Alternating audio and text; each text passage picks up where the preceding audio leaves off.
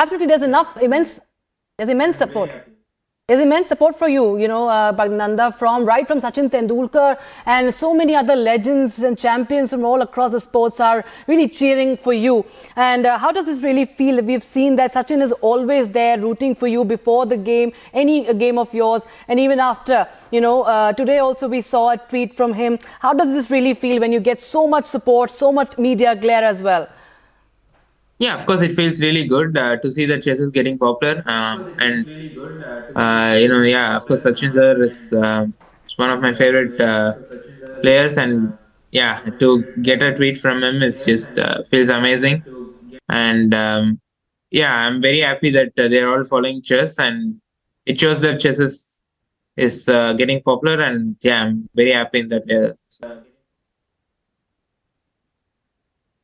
You became a very young, at very young age, you became the international chess master.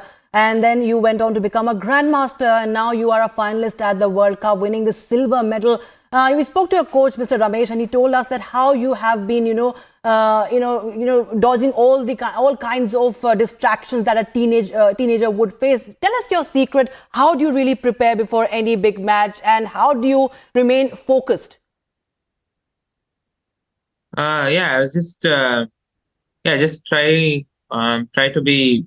I mean, I try to prepare technical wise as well. I mean, chess terms as well. Also, it's important to be mentally ready. And yeah, I think that's the key. Also in such tournaments, physically, you have to be in a good shape as well.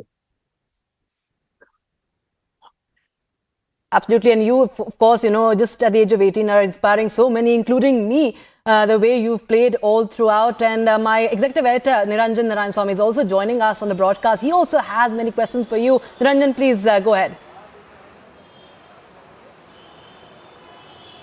I know it's a big moment for him, Rakshita. It's a big moment for Praggnanandhaa. I won't take much of his time. I just had a couple of questions.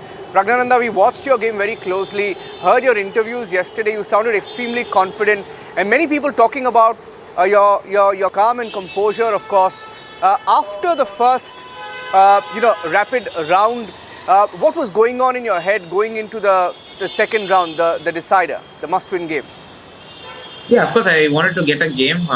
Try to get a fight, but yeah, he was very clinical in that way. I didn't get any chance at all, and yeah, he has been in such situations so many times, so he has a very good experience. So yeah, it was very tough. I think the crucial one was game one. I was trying to create some chances in the game two, but I couldn't get anything.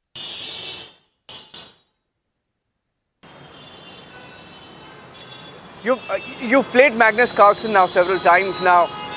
What does it feel like when you sit opposite him and take him on? And you have shown the world today. And let me tell you, a lot of people are congratulating you, and they've been rooting for you since yesterday. In fact, let me tell you, some people also said that if not for the moon landing yesterday, your entry into the finals and the tiebreaker was the biggest headline in India. So you are a hero for all of us and an entire generation of those who follow sports and chess. So what is it like sitting next to Magnus Carlsen at such a big event at your age? The pictures are extremely moving, Prag.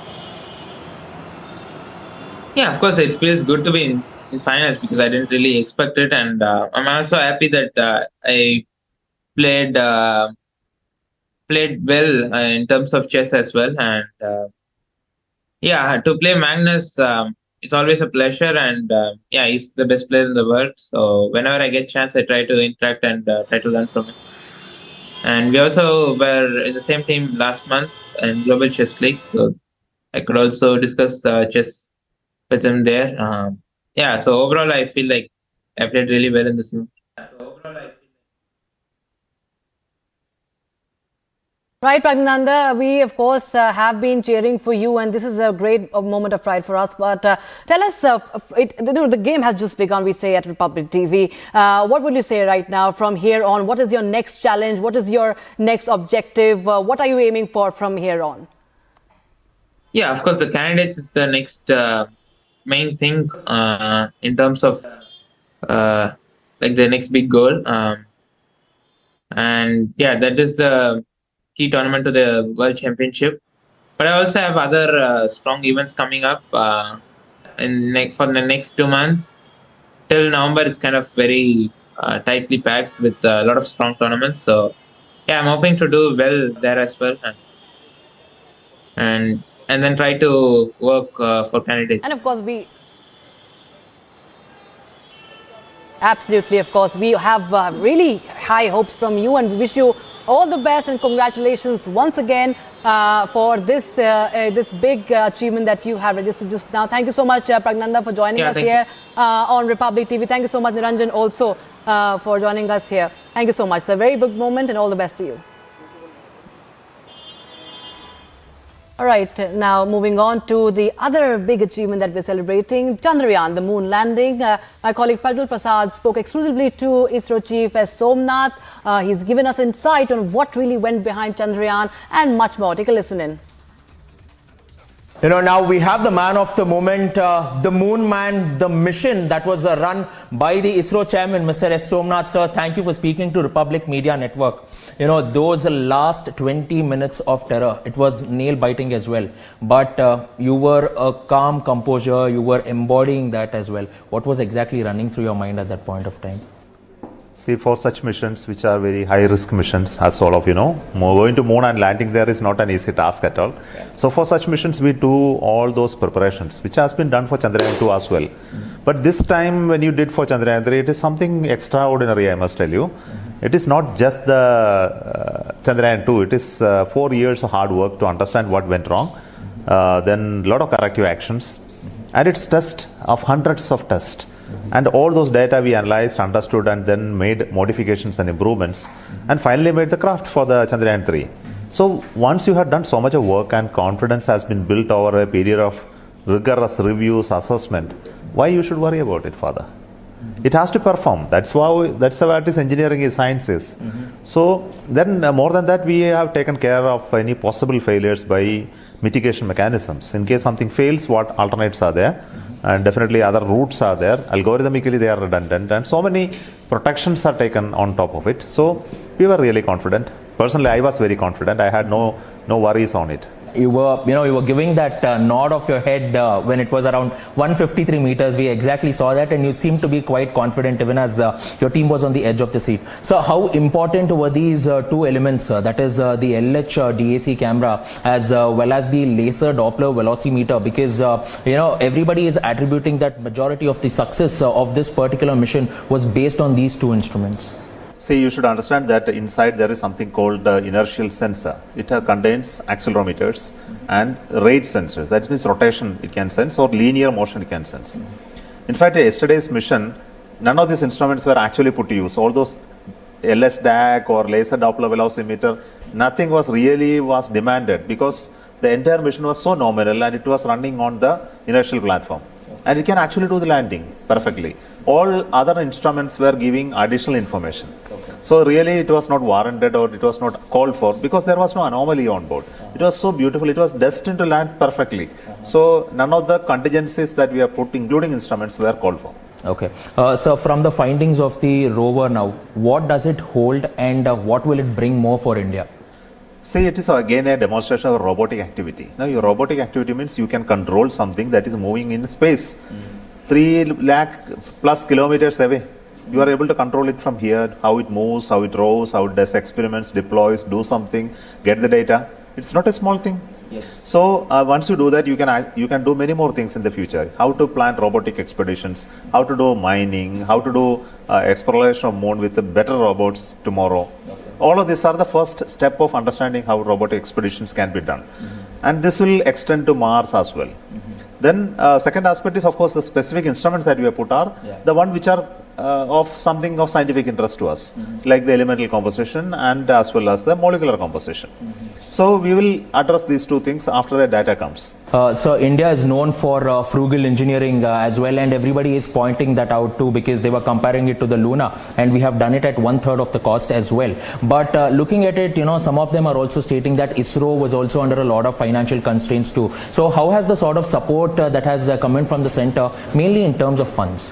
See, there was no financial constraints in terms of allocation of funds to Department of Space. Whatever we asked, we got. So there is no doubt about it. But of course, the constraint during COVID time was there in terms of, that was there for everybody. It's not for Department of Space alone. Expenditure limitations and controls were there, and the procurement limitations were there. But that is all over now. Now the post-COVID time, it is now opened up, and you can see what's happening now in space sector. Number of launches increased, and missions are going up. So it's a whole question of support system. See, the industry support system, government support, and public support, and all of these are very high today. So we will be doing much better. Do you think that the public-private partnership will now go ahead and increase as well, more of with the ISRO, the private partners as well? Yeah, that's a different area. For example, what we are doing today are government-funded programs. In the future, we would like to have this space program to be moving over to the private companies and entrepreneurs, as well as public-private partnerships. It has a deeper interest. Finally, when you do with government, you cannot convert it into a commercial or a business activity. It will be more of a serving the departments of the government of India. But that is not where the business is. The business is in making use of the space activities to the commercial sector. Of course, public good is important. That we do for ministries, department, etc. So if you want to do, for example, communication, television broadcasting is no longer a governmental area. Telephone network is not a governmental area. It's no point in doing it. And in the coming days, the roles of the communication, remote sensing, navigation, timing are all in the public domain, in the commercial domain. For example, GPS. It operates fully as a commercial activity. So if you have to really go to that, our space activity also should get into the commercial sphere, where private players can come in. But the technology is difficult. Technology will be continued to be developed by ISRO as much as it can. But definitely in private also, the capacity will grow over the period of time. And when private capacity and technology development and R&D grows up, of course, ISRO need not have to do. So up to that time, this organization has to support and survive to keep that.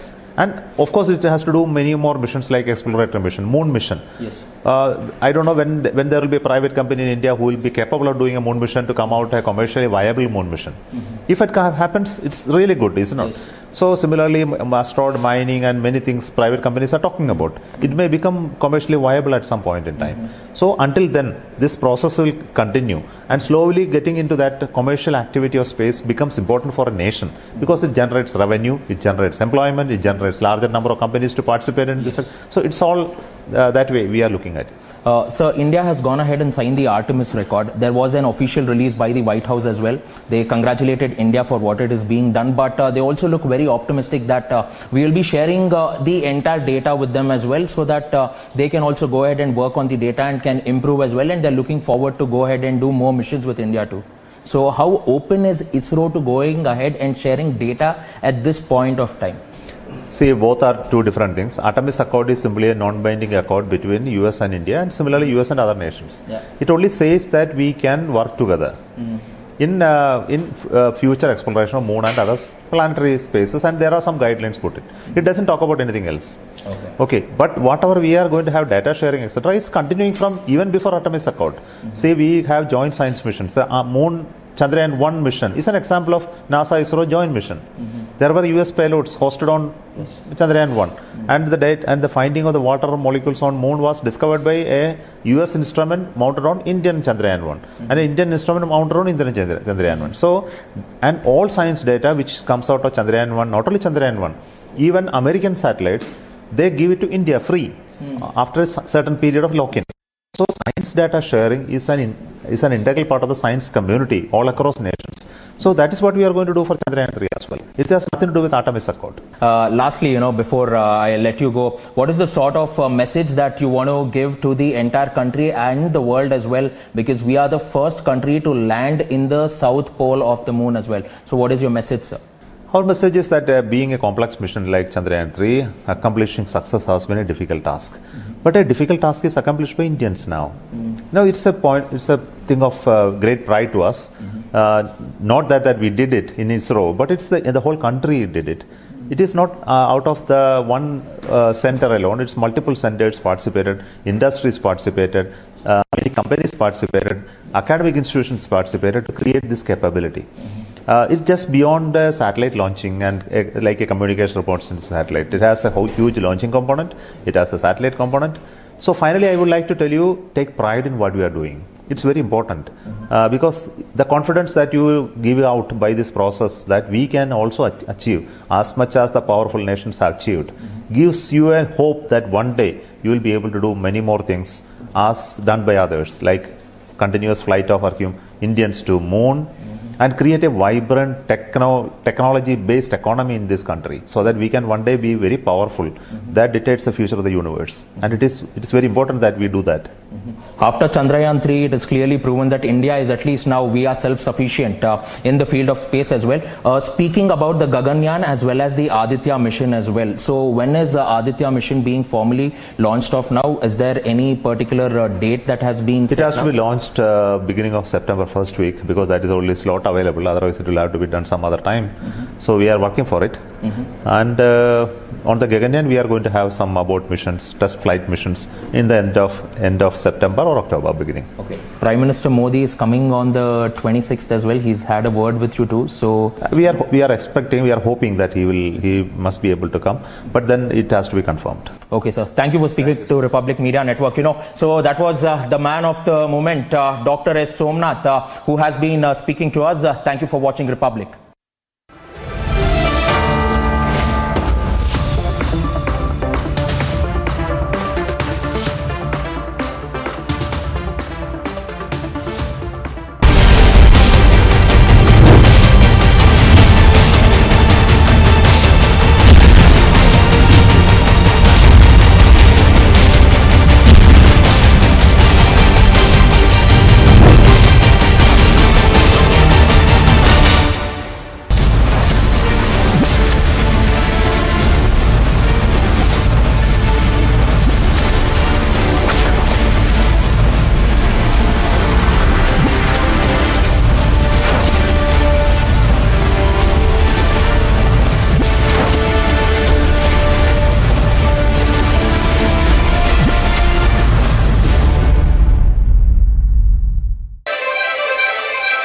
The pivotal power descent has begun and the lander module is propelling towards the moon's surface along the intended trajectory.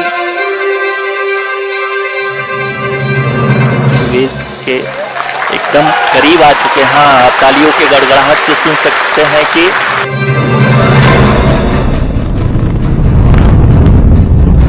Lander module पूरी तरह से safely और softly चंद्रमा की सतह पे land हो चुका है। ये देख सकते हैं कि हम प्रधानमंत्री जी, sir, we have achieved soft landing on the moon. India is on the moon. Bharat चंद्रमा के उस दक्षिणी ध्रुव पर पहुंचा है जहां आज तक दुनिया का कोई भी देश नहीं पहुंच सका।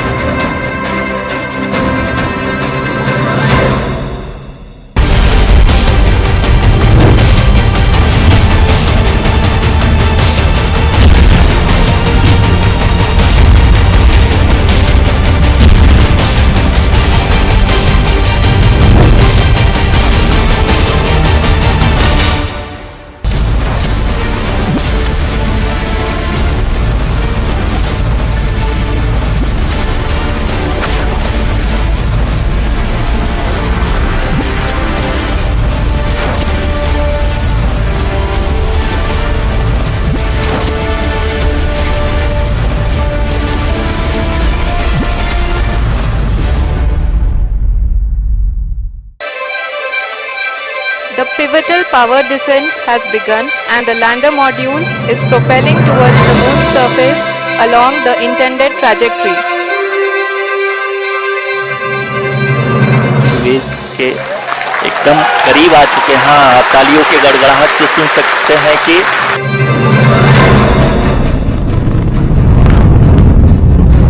लैंडर मॉड्यूल पूरी तरह से सेफली और सॉफ्टली चंद्रमा की सतह पे लैंड हो चुका है। ये देख सकते हैं कि हम प्रधानमंत्री जी, sir, we have achieved soft landing on the moon. India is on the moon.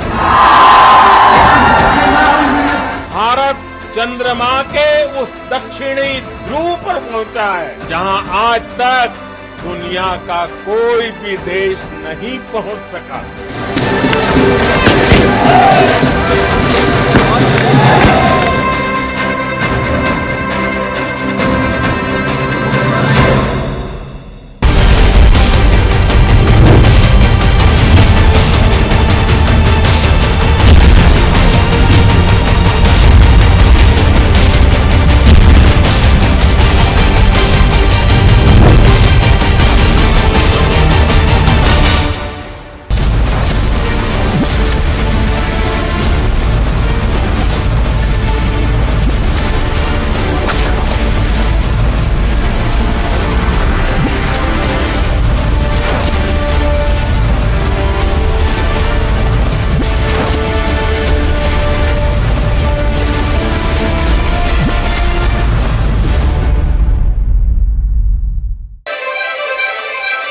The pivotal power descent has begun and the lander module is propelling towards the moon's surface along the intended trajectory.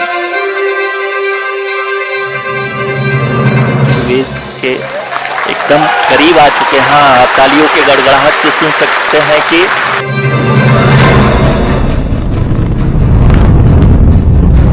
Lander module पूरी तरह से safely और softly चंद्रमा की सतह पे land हो चुका है। ये देख सकते हैं कि हम प्रधानमंत्री जी, sir, we have achieved soft landing on the moon. India is on the moon. Bharat चंद्रमा के उस दक्षिणी ध्रुव पर पहुंचा है जहां आज तक दुनिया का कोई भी देश नहीं पहुंच सका।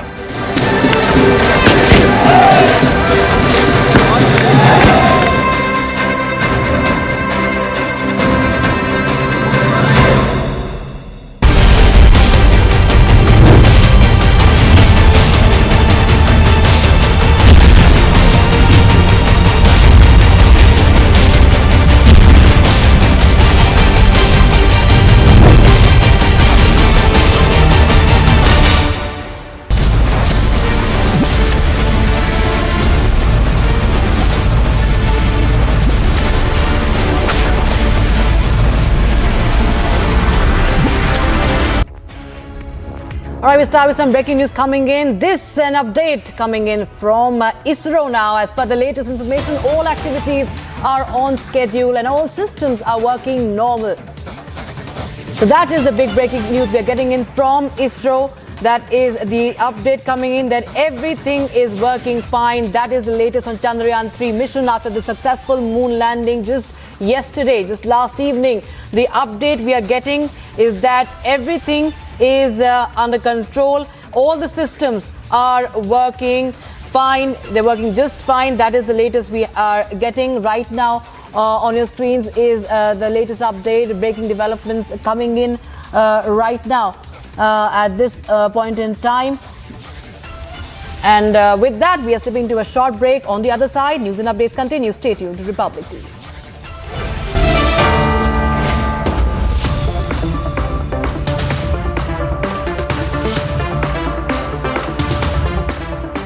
The Amity MBA has been ranked among India's top 10 for the last 6 years in the Times of India B-School survey. Yet another top ranking after being ranked among India's top 10 by Economic Times.